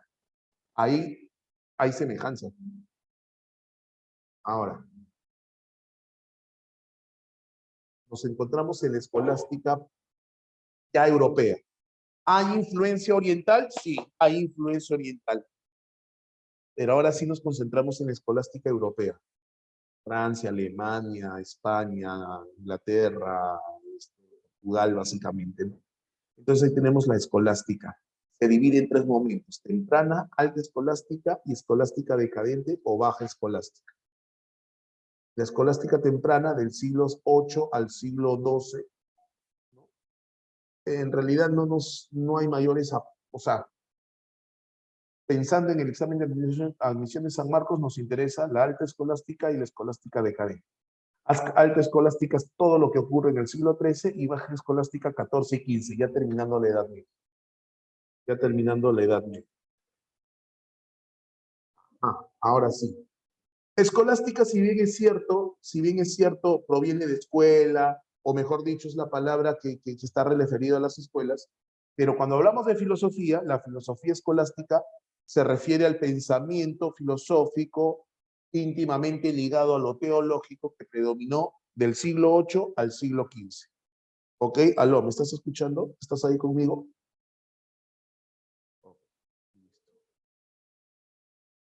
Aborda el problema de, agárrate, papá, que recién viene sí, recién viene lo bueno. Aborda el problema de la doble verdad y los universales. Nos concentramos en la doble verdad. Acá la gente se suele equivocar bastante, pero hablamos del problema de la doble verdad. ¿De qué verdades habla, profesor? ¿A qué se le llama la doble verdad? Es el problema, ¿ok?, de establecer cuál es la verdad. ¿La de la razón o la de la fe? Regresa a San Agustín. Si te digo que regreses a San Agustín, te digo que regreses a la patrística. Y para ellos, ¿cuántas verdades hay para las patrísticas? ¿Cuántas verdades hay? ¿2 o una? Una. ¿Cuál es la única verdad? Dios, a través de la fe. Y la razón, es un atributo nada más. Pero no es que haya una verdad para la fe y no es que haya verdad para la razón. Pero para la patrística, para San Agustín, En la época de la escolástica, siglo VIII, siglo IX, siglo X, ¿cuántas verdades habrá? Dos. Una verdad para la fe teológica y una verdad para la razón, la filosofía. ¿Influencia de qué? Del mundo árabe. Influencia del mundo árabe. ¿Ok? Entonces, en el periodo de la escolástica, 8, 9, 10, 11, 12, 13, 14, 15, hay una verdad. Oye, pero, mira, pero, ya, entonces una cosa es fe y otra cosa es razón. Sí, no es que sean una sola, son dos cosas distintas, sí, pero siempre la razón subordinada a la fe. Pero siempre la razón subordinada a la fe. Obviamente, Paulita, obviamente. Paulita, para los patrísticos hay una sola verdad. Acuérdate, patrísticos, San Agustín, hasta el siglo VIII, 4, 5, 6, 7, 8, hasta el siglo VIII. Una sola verdad, Dios. Y la razón, es una facultad del alma, pero una sola verdad. En el periodo de la escolástica, por influencia árabe, hay una verdad para la fe y una verdad para la razón. La verdad de la fe es la teología, la religión, y la verdad de la razón es la filosofía. Pero siempre la razón subordinada a la fe. Subordinada a la fe. Ese es el problema de la doble verdad. El problema de la doble verdad. Pregunta, ¿se entendió hasta acá? ¿Pero qué? ¿Pero qué, Paula? ¿Pero qué? Pero no dicen, ¿qué cosa? No. ¿4? ¿Por qué 4? O sea, quieren saber... A ver, ¿cuáles las implicancias? ¿Cuál es la implicancia de asumir de que hay una fe para la razón? Perdón, que hay una verdad llamada razón. ¿Cuál es la implicancia, hija? ¿Cuál es la implicancia? La implicancia es, o las consecuencias van a ser, que en la medida en que se avance, 8, 9, 10, 11, 12, 13, 14, 15, lo que se va a ir consiguiendo es la independencia de la razón con respecto a la fe. Porque todo, como te dije hace un rato, una verdad para fe y otra verdad para la razón, pero la fe por encima de la razón se mantiene eso, y eso es herencia de la patrística, se mantiene esa jerarquía, esa subordinación. Pero en la medida en que avanza siglo XII, siglo XIII, siglo XIV, lo que se va a ir logrando con esta doble verdad es que la razón se independice de la fe y eso traiga como consecuencia el desarrollo científico. Porque en la época de la cual yo te estoy hablando no existe ciencia. Como tú y yo la conocemos, no existe ciencia. Hablemos de química, por ejemplo. ¿Se hablaba de química en esta época? No, ¿de qué se hablaba? De alquimia. ¿Se hablaba de astronomía en esta época? No, de astrología. No había ciencia. No había pensamiento científico. Pero lo va a haber. ¿Gracias a qué? A que la razón, poquito a poquito, empieza a separar de la fe. ¿Dónde se inicia esto? Sí, siempre va a haber escuelas. Siempre va a haber escuelas.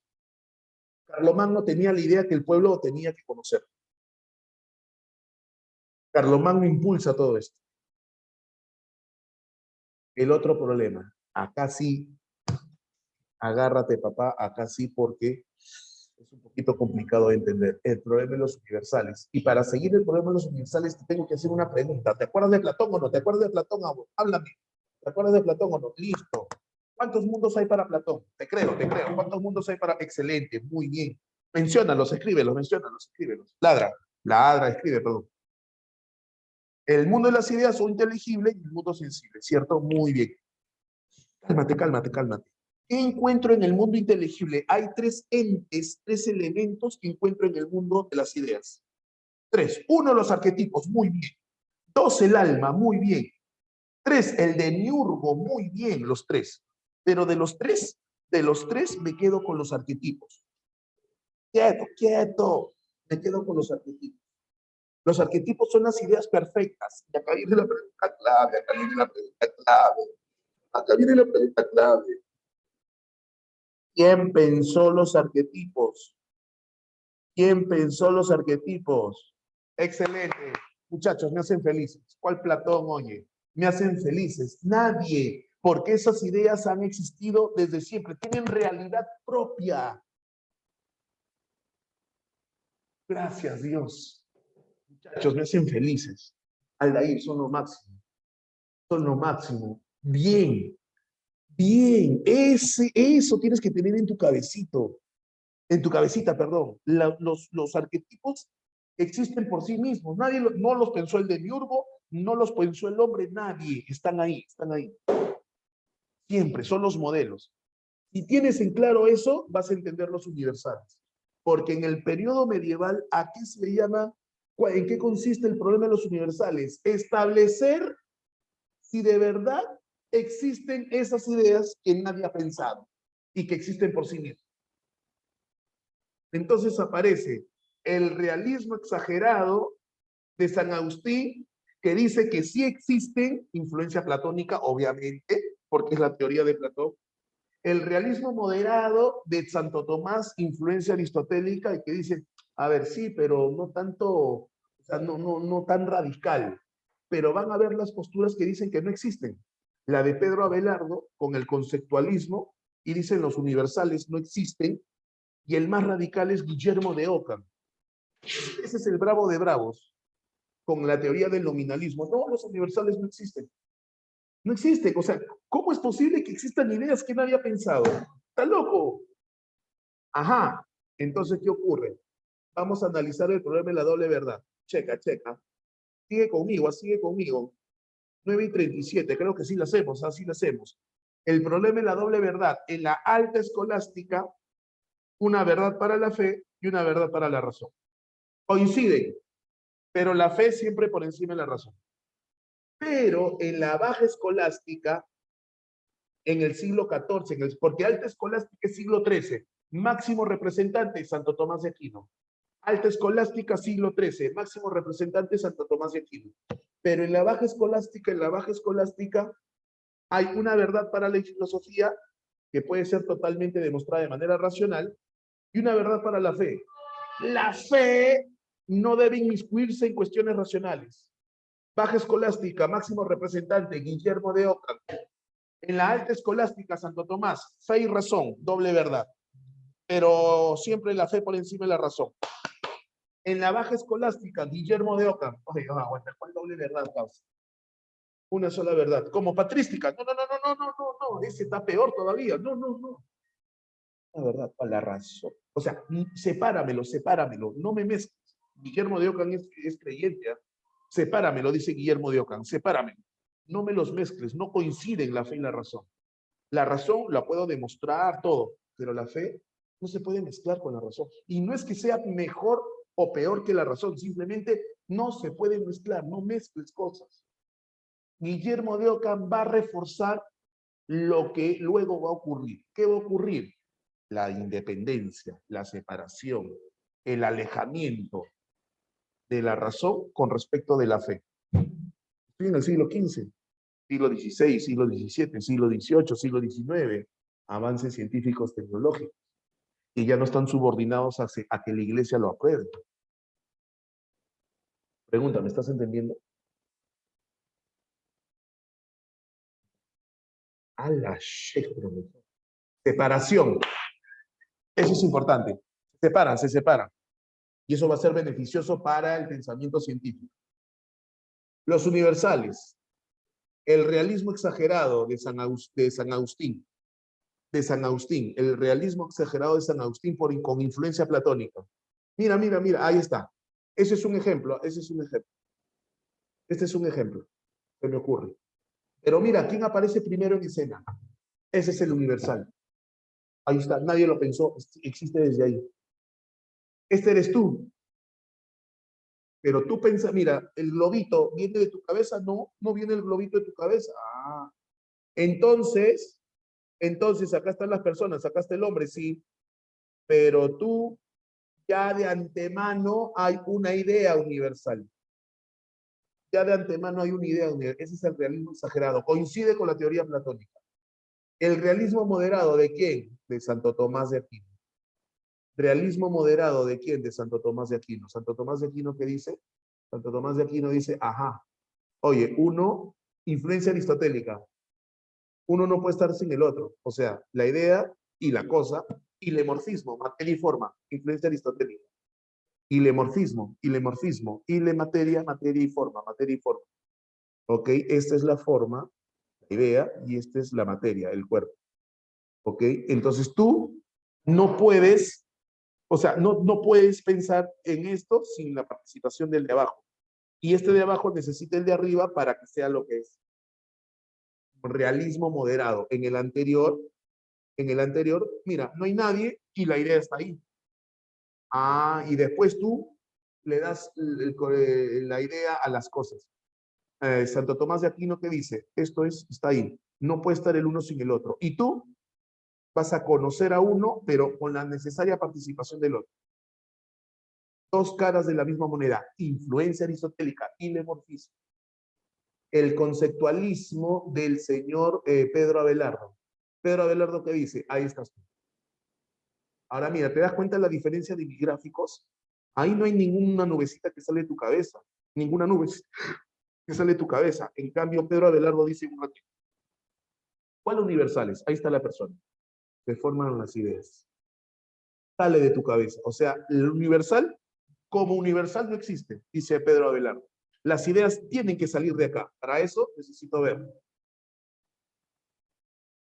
Y el que ya es radical, radical es Guillermo de Ockham. Dice, ajá, no existen los universales. ¿Qué ocurre? Existen las cosas, el sujeto que observa las cosas y recién se forma la idea. ¿Y cómo se llama? ¿Y qué ocurre? Ocurre que para Guillermo de Ockham, los universales son nominales. O sea, la idea tú la expresas. Nominal lo expresas. Veamos un ejemplo, mira. En el video de hoy estudiaremos el problema de los universales. El problema de los universales lo encontramos como un problema eterno que siempre estará saliendo debido a sus muchas soluciones. El problema de los universales surge debido a que usamos términos que son generales o universales, es decir, cuando hablamos del hombre, lo hacemos para la multiplicidad de individuos y para uno en particular. Juan es hombre. Esto nos lleva a preguntarnos por la relación de nuestros términos con la realidad y su valor para ella. Ante este problema, encontramos dos posturas principales, el realismo y el nominalismo. El realismo fundamenta que el universal se encuentra en la realidad, mientras que el nominalismo admite que el universal no está en la realidad. Como formas del realismo, encontramos el ultrarrealismo y el realismo moderado. Como formas del nominalismo, el conceptualismo y el nominalismo puro. El ultrarrealismo mantiene la existencia de las realidades universales, independientemente de la actividad cognoscitiva del hombre. Es decir, a pesar de que exista la realidad particular, la realidad verdadera es la universal. Esta es la posición de Platón y sus discípulos. Platón resuelve el problema de los universales con la teoría de la anamnesis. El realismo moderado señala que los términos universales existen en la realidad concreta y particular. Ahí hay algo universal que hace que los hombres sean hombres y que los perros sean perros. Esta es la posición de Aristóteles y los tomistas, cuya solución la encuentra en la teoría ilemórfica, aplicada a todo ser.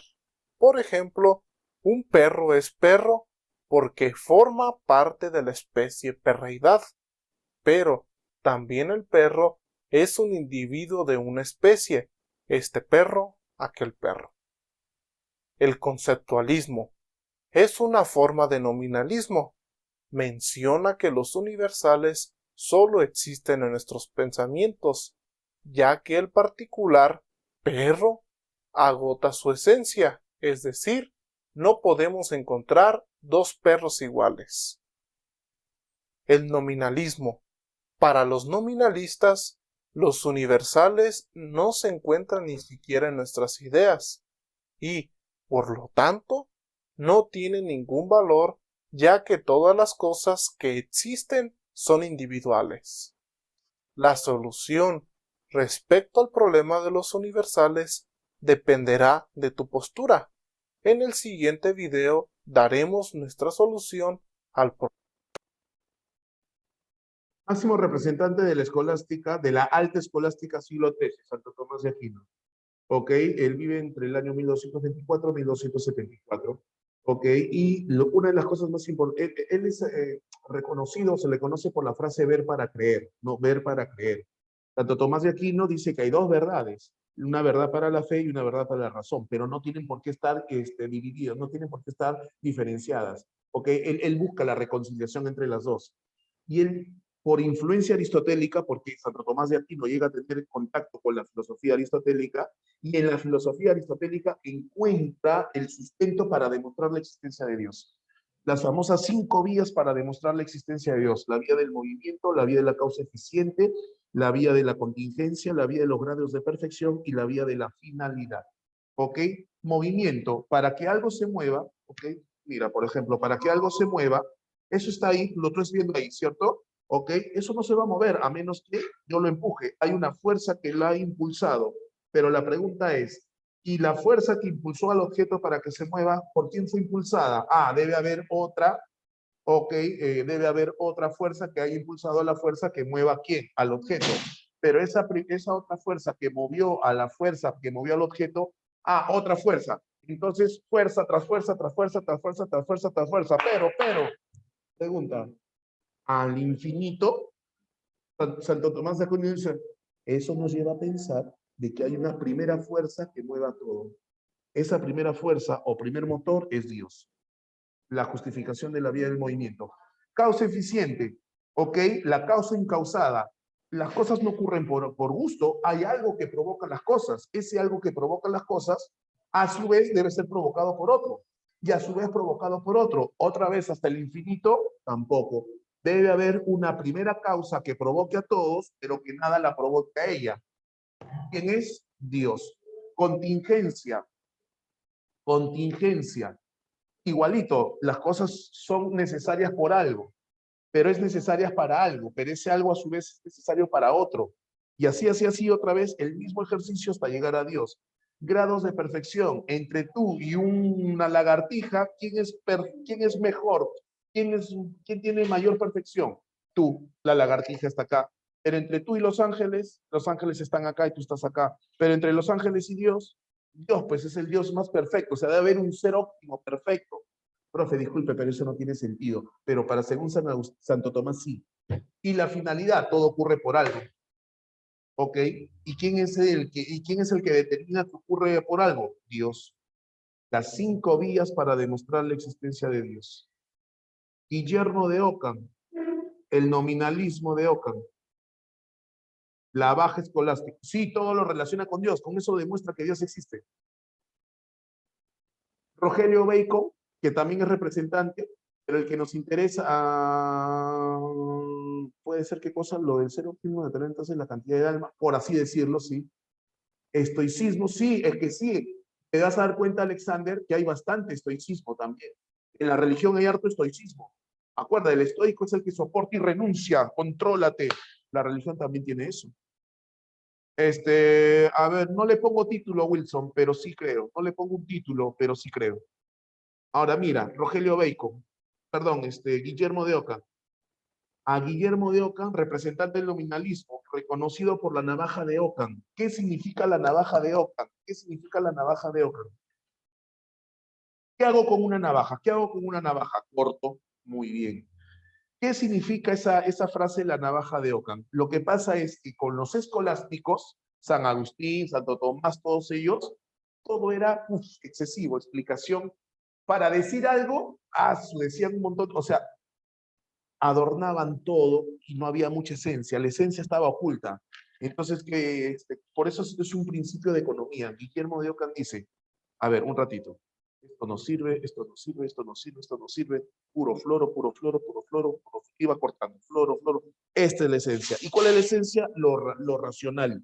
Y la fe, no me la mezcles a la fe. La fe no me la mezcles. Que él es creyente, sí, él es creyente, él cree en Dios, pero dice, la fe no debe meterse en los temas de la razón. ¿Por qué? Porque la fe tiene otros temas por desarrollar. Y la razón no se debe meter con la fe. ¿Por qué? Porque la razón desarrolla temas que no tienen nada que ver con la fe. Guillermo de Ockham es importante porque a partir de ahí se va a dar esa división, se va a dar esa separación que va a permitir el desarrollo científico ya en el siglo XVI, ya en el siglo XVII, ya en el siglo XVIII. Entonces, la navaja de Ockham es eso, ¿no? La navaja de Ockham no es otra cosa más que una forma de decir de que no digas las cosas, o sea, no utilices cosas innecesarias, o sea, enfócate en aquello que es productivo solamente. Para él, entonces eso implica que se separe la fe de la razón. Preguntas, ¿entendió? Acá hay un poquito de Ockham, me parece. Guillermo de Ockham fue un fraile franciscano y un filósofo inglés más o menos conflictivo para su tiempo. Le gustaba la simplicidad, así que al enfrentarse al pensamiento platónico aplicó un principio de reducción en el que eliminó varias entidades matemáticas e ideas. Los escolásticos, miembros de la escuela filosófica de ese periodo, la Edad Media, decían de él, afeita como una navaja las barbas de Platón. De ahí que el principio del que hablaremos hoy se denomine la navaja de Ockham.